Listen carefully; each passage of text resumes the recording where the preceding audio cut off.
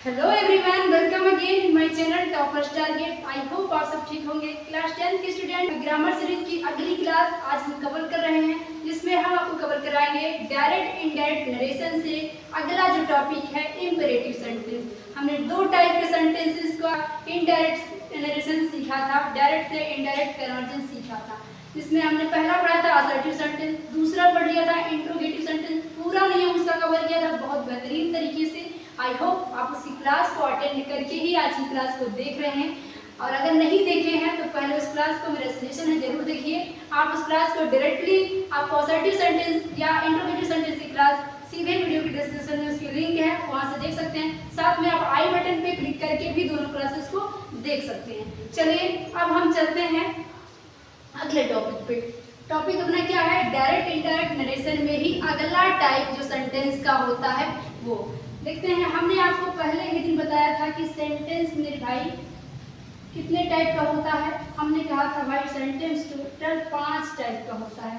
5 तरीके के अंग्रेजी में वाक्य होते हैं, और उसी पांचों टाइप सेंटेंस को हमने सेंटेंस वाइज उसके नरेशन में परिवर्तन के नियम को सीखना शुरू किया था। कौन कौन से सेंटेंस थे, मैं एक बार रिमाइंड आपको करा दूं। पहला था अपना असर्टिव सेंटेंस, असर्टिव सेंटेंस, और दूसरा अपना क्या था? Interrogative, interrogative sentence. तीसरे टाइप का सेंटेंस क्या था? वही जो आज का टॉपिक है, जिसका नाम था इंपेरेटिव, इंपेरेटिव, इंपेरेटिव सेंटेंस। फिर चौथा जो टाइप अपना था वो था ऑप्टेटिव, ऑप्टेटिव सेंटेंस, और पांचवा और सबसे लास्ट जो था एक्सक्लेमेटरी था।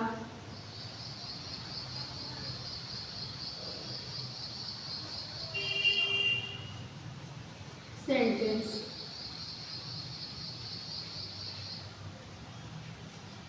तो ये 5 टाइप के सेंटेंस मैंने आपको बताया था कि अंग्रेजी में होते हैं, जिसका हमको डायरेक्ट से इनडायरेक्ट में नरेशन सीखना था, तब जाके हमारा ये टॉपिक पूरा कंप्लीट होता है। जनरली बच्चे असर्टिव सेंटेंस और इंट्रोगेटिव सेंटेंस को कवर अप करके जानते हैं कि हमारा तो सिलेबस पूरा हो गया मेरे भाई, अब आगे नहीं पढ़ना है, इतने से ही पेपर में काम चल जाएगा। और उन्हीं बच्चों का अंग्रेजी में क्वेश्चन छूट जाता है, क्योंकि उन्हें इंपेरेटिव को पढ़ना ही नहीं रहता है, शॉर्टकट अपना अलग ही बना लेते हैं। तो अगर आपको सही ढंग से करना चाहते हो, शुद्ध रूप में सही से करना चाहते हो, तो पूरा पढ़ के जाओ। फिर आपका क्वेश्चन अगर छूट जाए तो आगे कहना कि मैम आपने पढ़ाया और क्वेश्चन नहीं मिला एग्जाम के अंदर।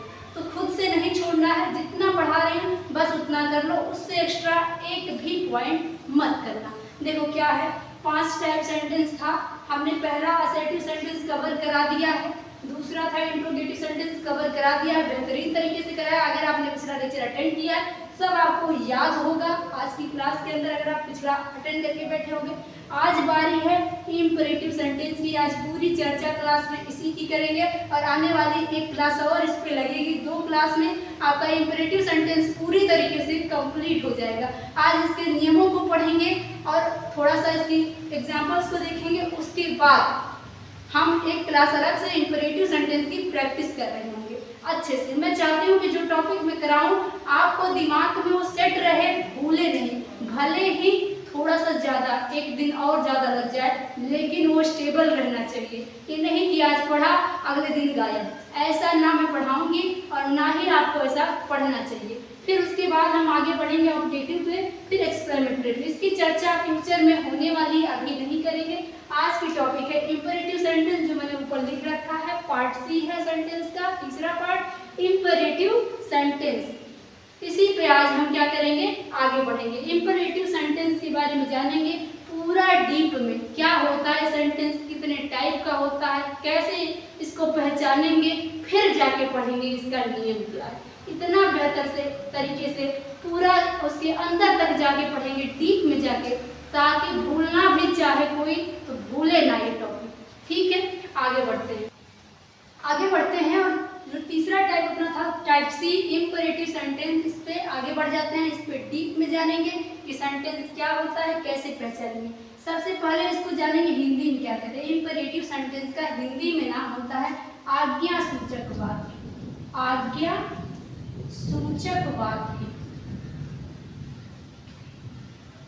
इंपेरेटिव सेंटेंस को कहते हैं हिंदी में आज्ञा सूचक वाक्य। फिर क्या होता है थोड़ा और डीप में बताइए मैम। देखिएगा क्या होता है, ऐसे वाक्य जिसमें किसी को आदेश अंग्रेजी में कहते हैं ऑर्डर दिया जाए, या ऐसे वाक्य जिसमें किसी को आदेश दिया जाए या ऑर्डर दिया जाए, या किसी से प्रार्थना की जाए, यानी कि प्रार्थना को अंग्रेजी में कहते हैं रिक्वेस्ट की जाए, या किसी को सलाह दिया जाए,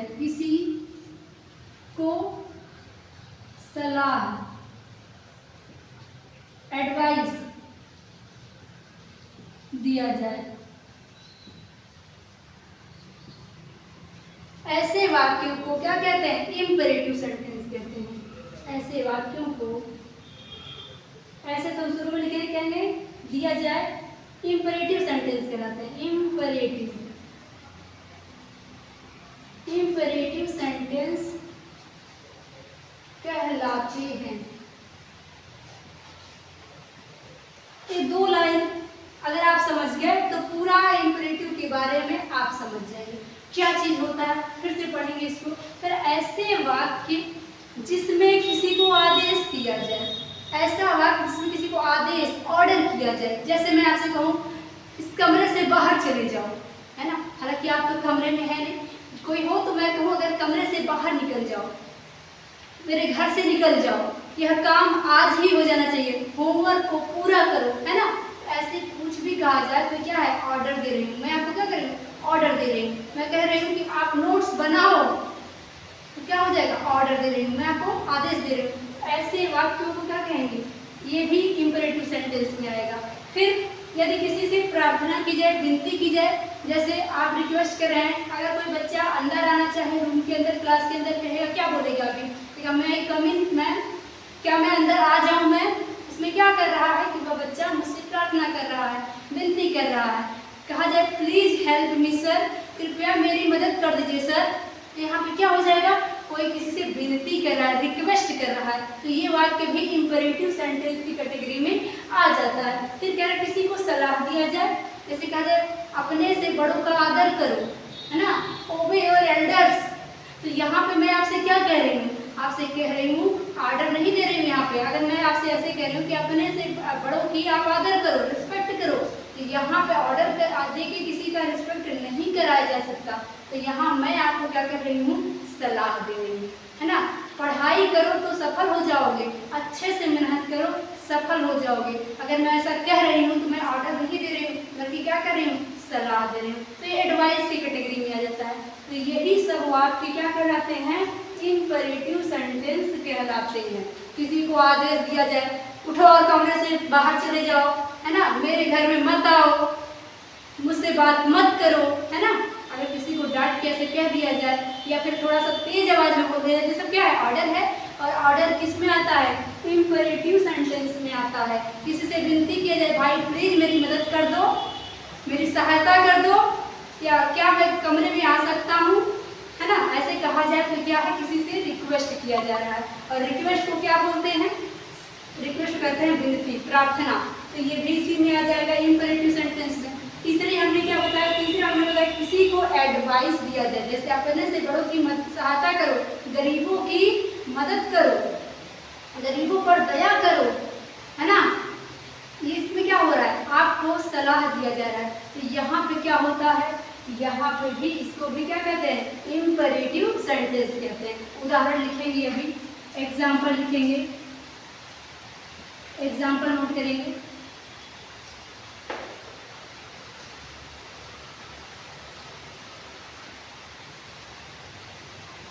कहा जाए बाहर निकल जाओ, बाहर निकल जाओ,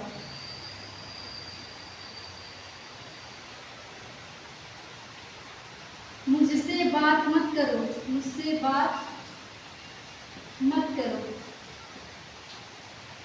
फिर कहा जाए मैं आई कम इन, क्या मैं अंदर आ सकता हूँ, क्या मैं अंदर आ सकता हूँ। या फिर मैं कह दूं अपने से बड़ों की आज्ञा का पालन करो।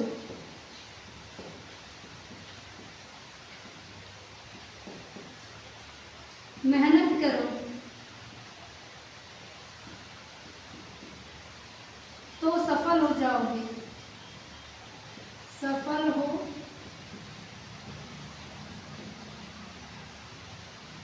तो यहाँ पे आप देख सकते हैं मैंने कुछ वाक्य लिया हुआ है। कह रहा बाहर निकल जाओ, इसको क्या कहते हैं, गेट आउट, गेट आउट, है ना, गेट आउट। मुझसे बात मत करो, डोंट टॉक टू मी। फिर क्या मैं अंदर आ सकता हूँ, मे I come in, may I come in. ठीक है, क्वेश्चन मार्क है। अपने से बड़ों की आज्ञा का पालन करो, and obey the order of your elders. फिर क्या जा रहा है, मेहनत करो तो सफल हो जाओगे, work hard, work hard, work hard, then you will be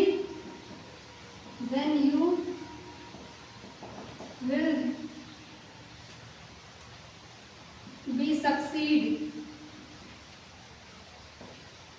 यहाँ पे कुछ सेंटेंस मैंने एग्जांपल में लिया है, आप देखेंगे तो ये क्या है, सब के सब इंपेरेटिव सेंटेंस का ही उदाहरण है। कैसे, ध्यान देंगे, पहला कह रहा है बाहर निकल जाओ, कहेंगे गेट आउट, यहाँ से बाहर चले जाओ, गेट आउट फ्रॉम हियर। तो यहाँ क्या है, ऑर्डर दिया जा रहा है, क्या है, आदेश या ऑर्डर का भाव है। इसमें इंपेरेटिव सेंटेंस है, लेकिन कौन से टाइप का, पहले टाइप का, आदेश का यहाँ भाव आ रहा है।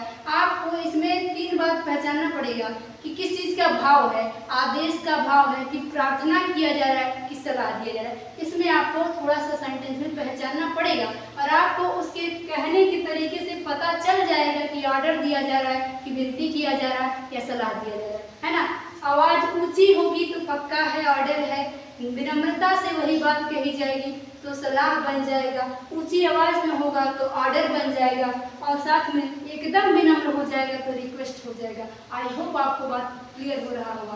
तो क्या हो रहा है, कह रहा है गेट आउट, बाहर जाओ, तो हो जाएगा ऑर्डर वाला, ठीक। लेकिन इंपेरेटिव ये सब के सब हैं, लेकिन ये कौन सी कैटेगरी में आएगा, पहले वाले, आदेश वाले में, ऑर्डर वाले में। दूसरा कह मुझसे बात मत करो, डोंट टॉक टू मी, मुझसे बात मत करो। यहाँ भी क्या है, ये क्या है, ये भी इंपेरेटिव है, लेकिन किस में, ऑर्डर वाले में। ये भी कैसा है, ऑर्डर, ऑर्डर का भाव दे रहा है, आदेश दिया जा रहा है। ये कह रहा है क्या मैं अंदर आ सकता हूँ। अब यहाँ ऐसे थोड़ी ना कोई ऑर्डर देगा, ऑर्डर देगा क्या, कि क्या मैं अंदर आ सकता हूँ। अगर अंदर आने की कोई परमिशन मांग रहा है तो यहाँ ऑर्डर थोड़ी है, ये क्या है, विनती है मेरे भाई, इसको कहेंगे। ये रिक्वेस्ट का भाव यहाँ आ रहा है, और ये भी इंपेरेटिव है, लेकिन इसकी सेकंड कैटेगरी जो रिक्वेस्ट वाली है वो है।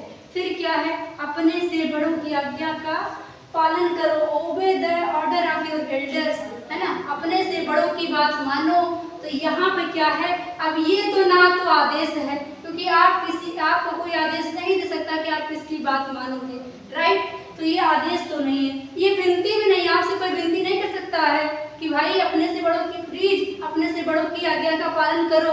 क्या कोई ऐसा बोलेगा और आप कर दोगे, नहीं।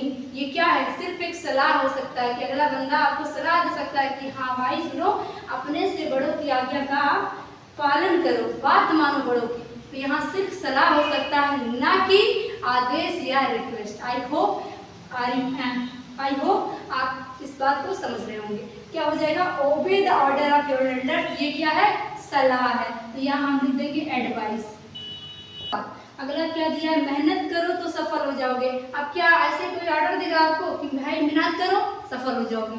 ऑर्डर से कभी कोई काम नहीं किया जा सकता है ना, ऐसे मेहनत करने वाला। तो क्या है, यहाँ ऑर्डर नहीं है, यहाँ किसका सेंस आ रहा है, ये वाक्य अर्थ दे रहा है आपको किसका, सजेशन।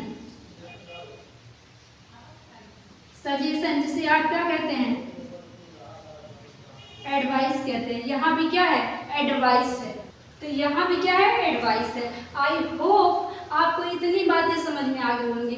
कैसे वाक्य होगा तो उसे इंपरेटिव सेंटेंस कहेंगे और उसकी पहचान क्या है ना। मैंने क्या कहा, 3 बात, केवल मेरी 3 बात याद रखना है। 3 बात अगर एक वाक्य में मिल जाता है तो वाक्य इंपरेटिव सेंटेंस कहलाएगा। कौन कौन सी? पहली बात यह है कि उसमें आदेश दिया जाना चाहिए। दूसरी बात यह है कि उसमें सलाह दिया जाना चाहिए। तीसरी बात यह है कि उसमें विनती किया जाना चाहिए, यानी रिक्वेस्ट किया जाना चाहिए।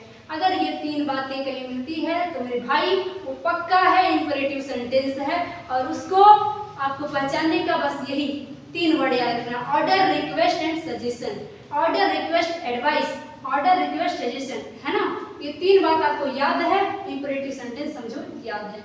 आदेश दिया जाए, विनती किया जाए या फिर सलाह दिया जाए। तो ये वाक्य इसकी पहचान हो गए। अब बढ़ते हैं इसको जानने, इसका ट्रांसलेशन होता कैसे है। अगर आपसे एक और बात पूछूं मैं, इन सभी वाक्यों को जो हमने अभी ट्रांसलेट किया है, एक बात आपने गौर किया क्या, जनरली जो सेंटेंस होते हैं वो कर्ता से शुरू होते हैं, फिर उसकी सहायक क्रिया होती है अगर तो लिखते हैं, फिर क्रिया, फिर कर्म, यही क्रम होता है। लेकिन मेरे भाई इंपरेटिव सेंटेंस में ऐसा नियम नहीं होता। यहाँ एक कर्ता, यहाँ एक बात आप नोट करिए, यहाँ कर्ता यूं छिपा रहता है, दिखा नहीं होता।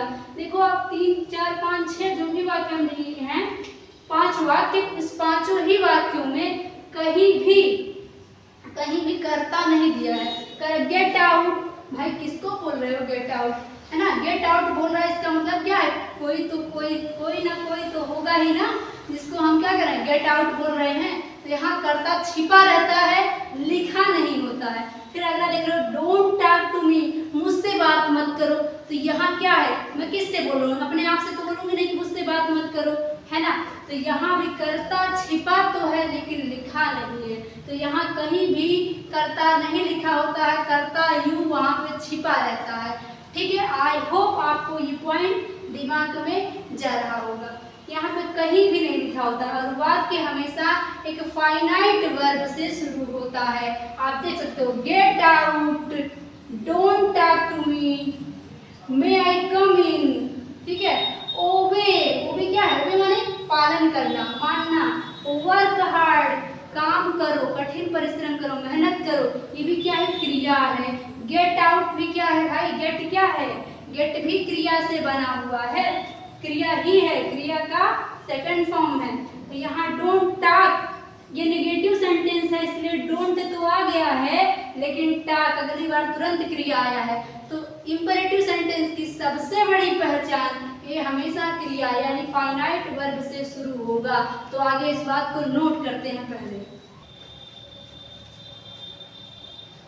तो यहाँ तक हमने जान लिया इंपरेटिव सेंटेंस क्या है, परिभाषा भी देख लिया, उदाहरण भी देख लिया। अब एक बात इसमें नोट करेंगे। नोट क्या करेंगे, इसमें कर्ता यू छिपा रहता है, यू छिपा रहता है, लिखा नहीं रहता, छिपा रहता है। अभी मैंने जो एग्जांपल दिया था वहां मैंने दिखाया आपको, कहीं भी यू नहीं रहता है उसका, लेकिन अर्थ में छिपा रहता है, लिखा नहीं होता है। तो कहीं इसमें कर्ता यू छिपा रहता है। और नंबर 2 आपको क्या नोट करना है, दूसरी बात ये नोट करना है कि यह हमेशा एक फाइनाइट वर्ब से शुरू होता है, हमेशा ये मुख्य क्रिया से शुरू होता है। अगर वाक्य नेगेटिव है, नकारात्मक वाक्य, तो भले ही उसका नेगेटिव वर्ड यानी डोंट या नेवर पहले आ जाएगा, लेकिन अगली बार तुरंत फिर क्रिया आएगी, तुरंत फाइनाइट वर्ब आएगा। यानी कि इंपरेटिव सेंटेंस हमेशा शुरू किससे होगा, फाइनाइट वर्ब से होगा। In the case of negative sentence पहले नेगेटिव वर्ड डोंट या नेवर आ जाएगा, उसके बाद फाइनाइट वर्ब तुरंत आएगा, ना कि सब्जेक्ट आएगा। यहाँ सब्जेक्ट यू छिपा रहता है, लिखा नहीं होता है। I hope are you getting my point, right. आगे बढ़े, अभी देखेंगे आगे इस पे रूल्स क्या है, इसके डायरेक्ट से इनडायरेक्ट में परिवर्तन के नियम पे बढ़ जाते हैं। आई होप यहाँ तक क्लियर है। क्लियर है तो कमेंट में फटाफट लिख दीजिए कि यस मैम क्लियर है। आगे बढ़िए, अब बढ़ते हैं आगे कि इंपरेटिव सेंटेंस के डायरेक्ट से इनडायरेक्ट में परिवर्तन के नियम क्या है, जो अपना मेन टॉपिक है उस पे आ जाते हैं। कहेंगे इंपरेटिव सेंटेंस के इनडायरेक्ट नरेशन में परिवर्तन के नियम, परिवर्तन के क्या नियम है ये जान लेते हैं। इस नियमों को आज जान के 2-4 एग्जाम्पल लेंगे, फिर अगली क्लास में इसकी फुल ऑन प्रैक्टिस होगी, पूरा क्वेश्चन कवर कराया जाएगा इंपरेटिव सेंटेंस, राइट। अभी देखेंगे नियम क्या है। नंबर 1, ज़्यादा बातें इसमें नहीं नोट कराऊंगी, केवल 2 बात नोट कराऊंगी और याद यहीं पे कराऊंगी, ध्यान दीजिएगा। इंपरेटिव सेंटेंस के इनडायरेक्ट नरेशन में परिवर्तन के बहुत ही आसान और केवल 2 ही नियम है। पहला, आदेश का भाव होगा, आदेश का भाव होगा, यानी कि ऑर्डर होगा। ऑर्डर शॉर्ट में कहेंगे। अगर वाक्य में आपको आदेश के वाक्य में डायरेक्ट नरेशन में आपको लगेगा कि ऑर्डर दिया जा रहा है, यानी कि आदेश दिया जा रहा है, तो आप सेड को ऑर्डर्ड या कमांडेड में बदल देंगे। ध्यान देंगे, कभी भी अगर आदेश का भाव आएगा तो हम हमेशा क्या करेंगे, सेड को ऑर्डर्ड में बदल देंगे, क्योंकि आदेश दिया जाएगा तो सेड कह के क्या काम चलेगा, नहीं। आदेश दिया जाएगा तो आदेश लिखना पड़ेगा, तो यही सेड को हम क्या कर देंगे, ऑर्डर्ड में, या कमांड माने भी ऑर्डर देना होता है तो वहाँ कमांडेड या ऑर्डर्ड में बदल देंगे। और दूसरी क्या है, यदि प्रार्थना या विनती, प्रार्थना का भाव होगा, यानी कि रिक्वेस्ट की बात होगी, रिक्वेस्ट की बात आएगी, तो फिर क्या करोगे, फिर जो सेड होगा इसको किस में बदल देंगे, रिक्वेस्टेड में। प्रार्थना होगी तो किस में बदलेंगे, रिक्वेस्टेड में। रिक्वेस्टेड को और भी कुछ कहते हैं, हाँ, अर्ज्ड। फिर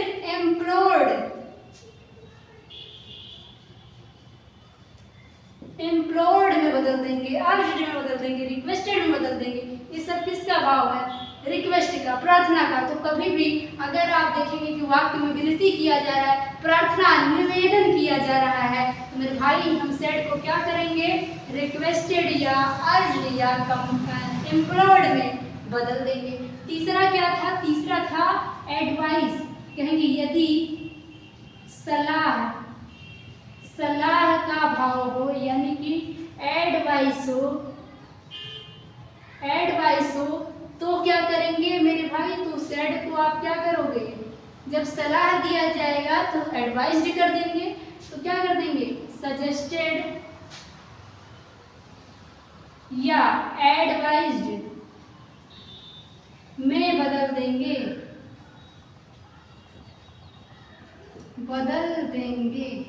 आई होप आपको क्लियर हुआ होगा। जब भी ऑर्डर का भाव आएगा सेड को ऑर्डर्ड या कमांडेड में बदलेंगे, और अगर रिक्वेस्ट का भाव आएगा तो अर्ज्ड में बदलेंगे या फिर एम्प्लॉयड में बदलेंगे। अगर एडवाइस दिया जाएगा तो सेड को सजेस्टेड या एडवाइज्ड में बदल देंगे। एडवाइज्ड में एक बात आपको नोट करने वाली है, बिल्कुल ध्यान से देखना, और एग्जामिनर भी यही बात चेक करता है, क्योंकि आपको इसमें देगा और बच्चा पक्का है गलतियां करता है, पक्का है यहाँ गलती होगी अगर मैं यहाँ आपको वार्न नहीं करूँगी, तो प्लीज़ जरा ध्यान दे देना। एडवाइस यहाँ मैंने लिखा है तो सी लिखा है, आपने केयर किया क्या इस बात को, यहाँ मैंने एडवाइस लिखा है तो एस लिखा है, केयर किए क्या इस बात को, ध्यान देना यहाँ से लिखा है ये एक नाउन है मेरे भाई, और यहाँ एडवाइज लिखा है ये वर्ब है। जब भी एडवाइज में कहीं एस लिखा है कहीं सी लिखा है तो पहले चेक कर लेना, डायरेक्ट मत बोलना कि गलत है, पहले चेक करना क्यों क्या नाउन की पोजीशन पे है। अगर नाउन की पोजीशन पे है तो स्पेलिंग सी ही करेक्ट है, और अगर क्रिया का यानी कि वर्ब का काम कर रहा है तो एस होगा। आई होप आप सही करेंगे एग्जाम में, जब भी आएगा तो एडवाइज्ड, आप जब सेड को एडवाइज्ड में बदलेंगे तो एडवाइज्ड में SED लिखेंगे ना कि CED, वरना हो जाएगा गलती, सारा किया कराया पानी फिर जाएगा। तो ध्यान रखिएगा इस बात को। तो ये 3 बात एक पॉइंट में हमने नोट कर लिया कि कभी भी आदेश का भाव होगा तो सेड को हम ऑर्डर्ड कमांडेड में बदलेंगे, और अगर रिक्वेस्ट होगा तो सेड को रिक्वेस्टेड में, अर्ज्ड में, एम्प्लॉयड में बदल देंगे। एडवाइस का भाव होगा तो सजेस्टेड या एडवाइज्ड में बदल देंगे। ये दूसरी बात नोट कर लीजिएगा। दूसरी बात क्या होगी, जो अब तक मैंने आपको बताया था ना असर्टिव सेंटेंस में वाक्य कैसे जोड़ते हैं, आरएस का कॉमा इन्वर्टेड कॉमा हटा के दैट लगाते थे ना, और उसके बाद इंट्रोगेटिव में क्या करते थे इफ या वेदर लगाते थे, वो यहाँ नहीं होगा। आप कहेंगे कॉमा इन्वर्टेड कॉमा को हटाकर क्या करोगे, कॉमा इन्वर्टेड कॉमा को हटाकर आप क्या लगाएंगे यहाँ पे टू लगाकर वाक्य जोड़ देते हैं, वाक्य को जोड़ देते हैं। बिल्कुल यहाँ पे सोचना ही नहीं है, टू लगाना है जोड़ देना है। सबसे आसान नियम अगर मैं कहूँ तो इम्परेटिव का है, एक दिन में फिनिश हो गया और इससे ज़्यादा कुछ याद भी नहीं रखना है, बस खत्म नियम। ये 3 बात समझ लो, खत्म हो गया। अब तक ये इसकी परिभाषा में ही है, इसमें कुछ याद करने वाला है नहीं। दूसरी बात ये है कि कॉमा इन्वर्टेड कॉमा हटाओ टू लगाओ वाक्य जुड़ गया।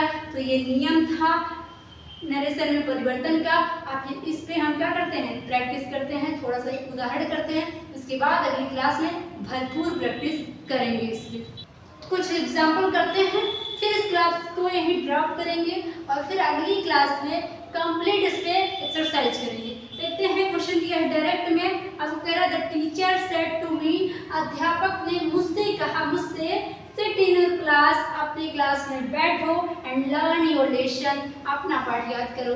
ये क्या है भाई, इन्वर्टेड कॉमा है, आरएस है, इतनी बातें तो अब तो दिमाग में बैठ गई होगी। ये बेसिक चीजें हैं जो मैं कब से आपको पढ़ा रही हूँ। और ये अपना आरएस आरवी है ना। अभी क्या देख रहे हैं, अब तक हमने देख रहा, अब हम इसके पहले तक हमने क्या देखा था, कहीं प्रश्न पूछा जा रहा था, कहीं साधारण वाक्य था।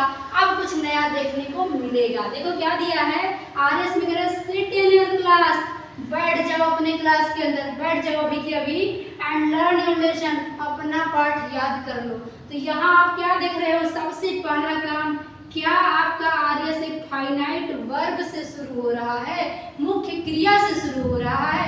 अगर हाँ है आपका जवाब तो इम्परेटिव सेंटेंस ही है भाई, और फिर यही इसकी पहचान भी है, एक फाइनाइट वर्ब से ही शुरुआत कर लेता है। ये जबरदस्त शुरुआत इसकी होती है फाइनाइट वर्ब से, तो इम्परेटिव सेंटेंस कहलाता है।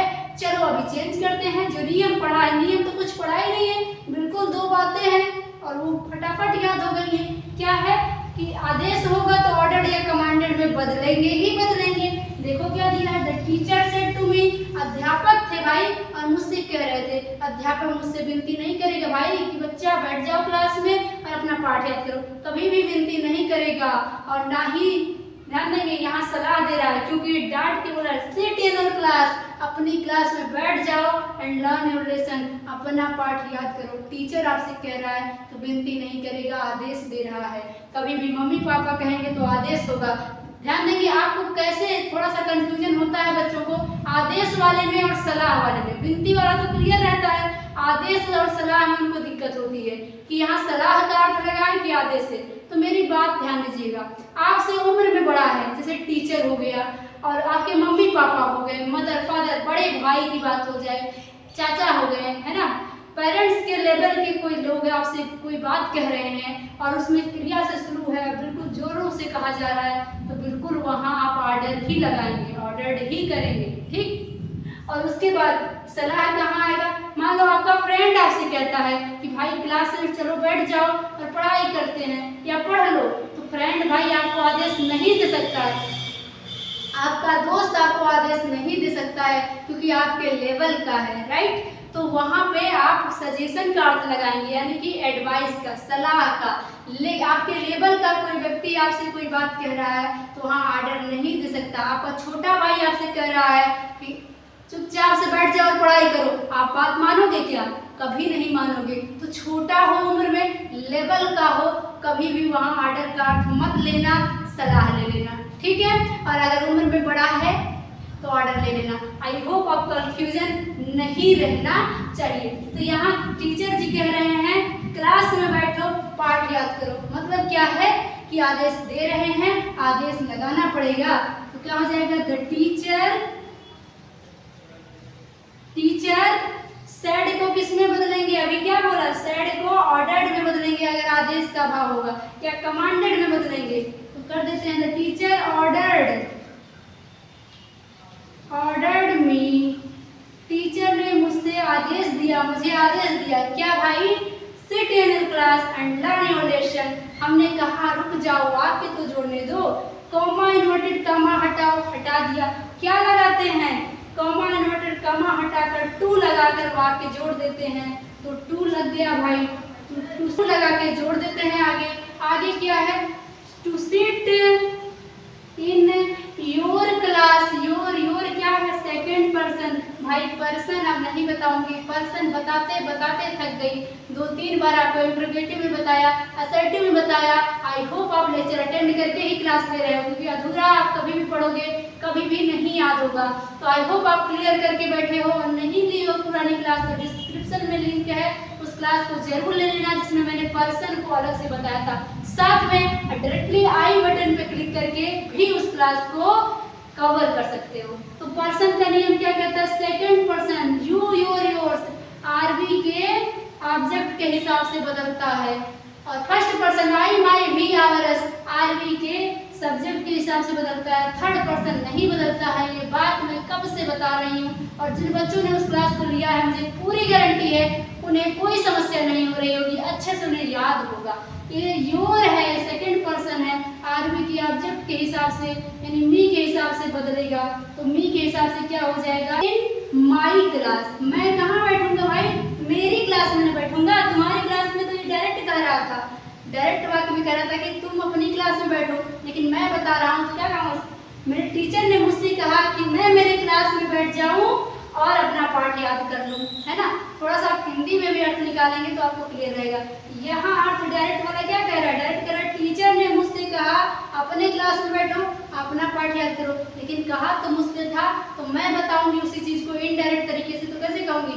मेरे टीचर ने मुझसे कहा कि मेरे क्लास में मैं बैठूं और अपना पाठ याद करूं। तो क्या हो जाएगा? To sit in my class and learn my lesson.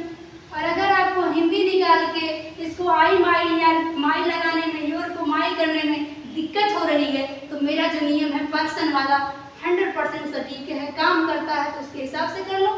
Your second person है, ऑब्जेक्ट के हिसाब से माई हो जाएगा, ये मी के हिसाब से माई बनता है। तो आई होप वहाँ से भी क्लियर है। अर्थ निकाल के करते हो सबसे बेस्ट है, ठीक।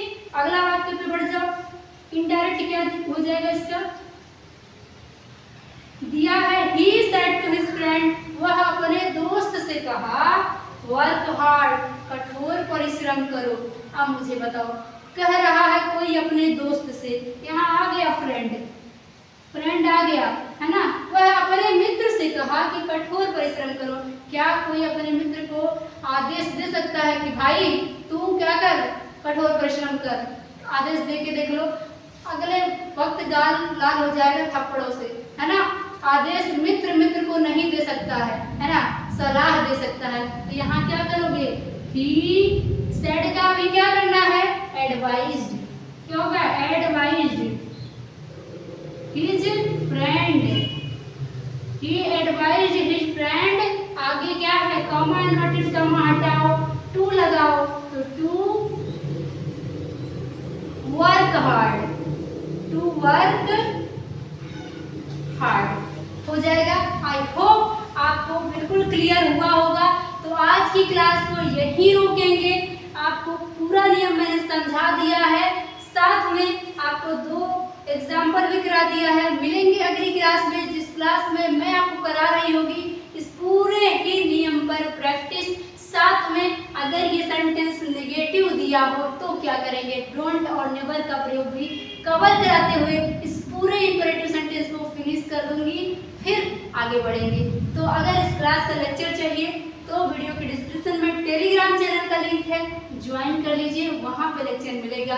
अगर अब तक वीडियो को लाइक नहीं किए हो तो फटाफट लाइक कर दो। क्लास समझ में आया है तो कमेंट में मेंशन करके जाना कि मैम क्लियर हो गया। हम प्रैक्टिस के लिए, एक्सरसाइज के क्वेश्चन के लिए बिल्कुल तैयार हैं अगली क्लास के अंदर। तो कमेंट जरूर कर दीजिएगा, और अगर वीडियो पसंद आया तो लाइक करना नहीं भूलना है, शेयर कर दो अपने दोस्तों के पास, ताकि उनको भी अगर डायरेक्ट इनडायरेक्ट नरेशन में इंपरेटिव सेंटेंस में दिक्कत है तो सही हो जाए, समय से पहले इलाज हो जाए इस बीमारी का, डायरेक्ट इनडायरेक्ट नाम की बीमारी का समय से पहले इलाज हो जाए। अपना ख्याल रखिए, पढ़ते रहिए, हंसते रहिए, मुस्कुराते रहिए। Take care, bye bye, good luck.